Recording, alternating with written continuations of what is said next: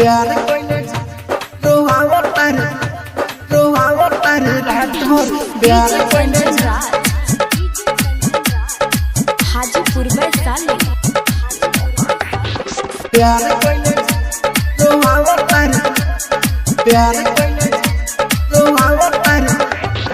प्यार कोइले झाट भर रोहावतार रात भर दिल जवन गम अब ना होता बर्दाश्त रे दिल जवन गम अब ना होता बर्दाश्त रे लगता कि टूट जाई तोरा बिना सांस रे दिल जवन गम अब ना होता बर्दाश्त रे लगता कि टूट जाई तोरा बिना सांस रे भूल में ना कहियो दिल बारे ऐसा प्यार कोइले झाट भर रोआवतार रात भर प्यार कोइले झाट भर रोआवतार रात भर दिल जवन गम अब ना होता बर्दाश्त रे लगता कि टूट जाई तोरा बिना सांस रे भूल में ना कहियो दिल बारे ऐसन प्यार कोइले झाट भर रोआवतार रात भर प्यार कोइले झाट भर रोआवतार रात भर रोआवतार रात भर रोआवतार रात भर प्यार कोइले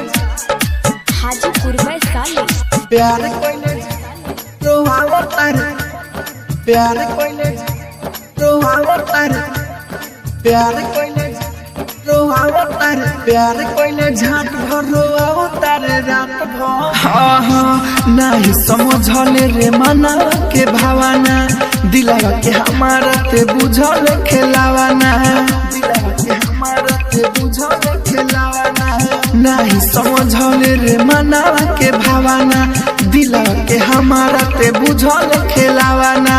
हमारा से ले राले नथिया के साथ भर प्यार कोइले झाट भर रोआवतार रात भर प्यार कोइले झाट भर रोआवतार रात भर रोआवतार रात भर रोआवतार रात भर प्यार कोइले हाजीपुर वैशाली प्यार कोइले रोआवतार प्यार कोइले रोआवतार प्यार कोइले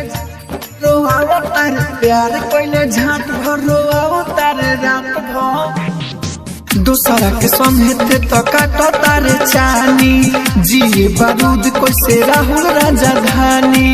जी बारूद कैसे राहुल राजधानी दूसरा के संगे तो काटतार चानी